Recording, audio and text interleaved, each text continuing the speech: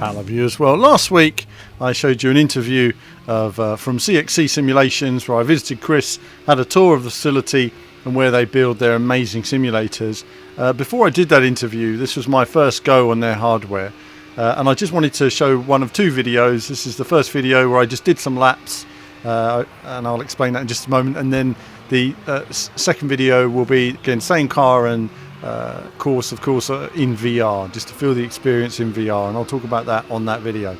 But firstly, it was down to the triple screen experience. These were three 75-inch screens, so very large, with the field of view adapted, obviously enlarged as they were a distance away from me, which worked for me visibly when I was in there.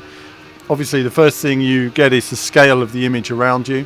It's very big indeed. You get in there, fits me perfectly. You know, I'm just over 6'6" or 6'7", so I'm pretty tall, but I fitted perfectly into the rig.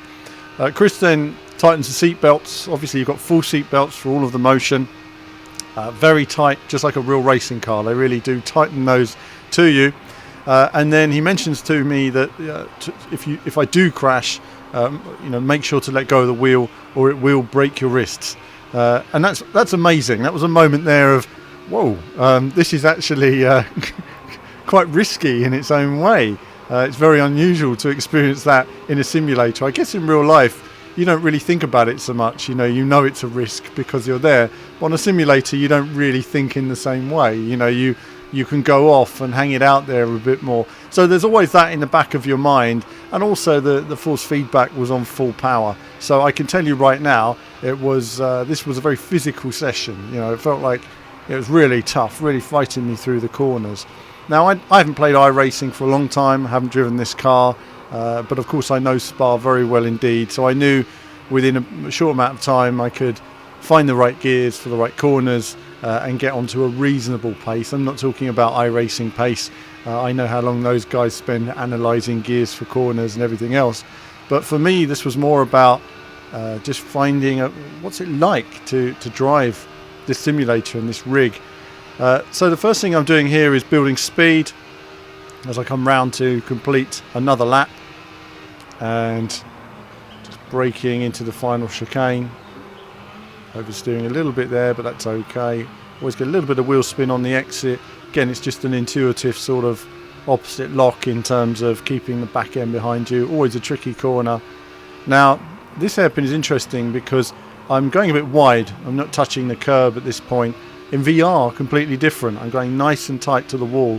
In fact, the transfer to VR actually made me sort of a better racing driver in many respects. It was just enabling me to get a bit closer to certain lines, to constantly put the car where I wanted to. And as I went on through this video, I got faster and faster and faster, more and more comfortable with the car under me.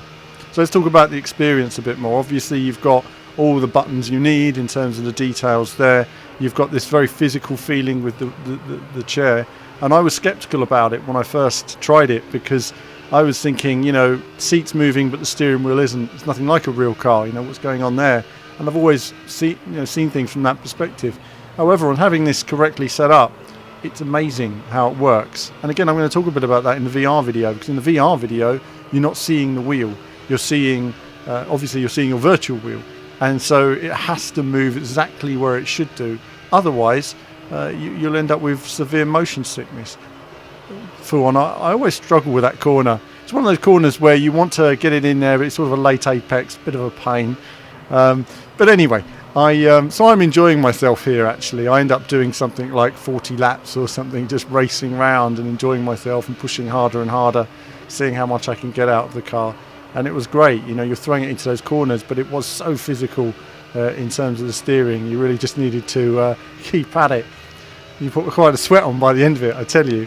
But no, in terms of the rig, you know, I was mentioning I was skeptical about it, but it wasn't until you put the seat belts on, suddenly you've got this hard to steer wheel, you've got braking and your body's leaning on the belts a little bit, just enough, that momentary sort of G of movement to make your body sort of feel like you're in this position where you're in this racing car, and your mind is then transfixed onto the job that needs to be done. If you've ever done sort of lots of laps, or you're someone who does endurance racing, you know it's all about keeping your mind on what's important, the next corner, the next gear change, the next braking point.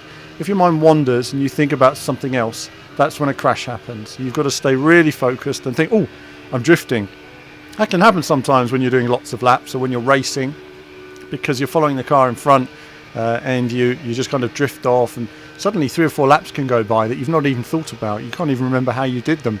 So to always remember to keep that. And here I'm keeping very highly focused, thinking, no, I don't want to break my wrists, so I'm going to keep it nice and sensible in terms of my lap times, but just get on the power when I can and enjoy it. So in that sense, this really was an incredible system. Not only that, but what Chris also demonstrated to us was that you can link these systems together with a touchscreen control that can show a replay, so you can record you and your friends all racing. You can start everyone at the same time, reset everyone's games, put them all on the same grid. I mean, it really is incredible software, and it's a sort of new, sort of high-end software, but stuff that's even quite manageable for other gamers and facilities out there in terms of LAN centers and everything else. It really is amazing tech that they're putting together. So for me, this was a great experience, and you'll see throughout the video I'm testing different gears and different corners. I'm testing different approaches and getting on the power earlier and later, and generally you want to put a bit of power through the corner and power into the corner, so sweep out of the corner in terms of your power. So you don't want to go slow in, fast out. That's the rule of thumb with a lot of these cars, and it works very well here. Quite committed through some of these, and you always need to find a braking point that works for you at the end of the lap. It's never as straightforward at Spa. That final corner is an intuitive feeling rather than a defined braking point, especially as your tyres change. You're always sort of modulating that braking point and coming off the power and sort of turning in. Again here, I'm going to try cutting a bit closer, maybe. A little bit closer, still not where I'd like to be, and then going wide on the exit. And that was down to the fact I had indecision going into that wall there, and that caused a problem on the exit. I mean, whenever you're competing online on all these games, guys do tons and tons and tons of laps to really sort of nail it before they go online, and then they're on the pace with everyone else. So that was absolutely brilliant. I really enjoyed racing on that rig.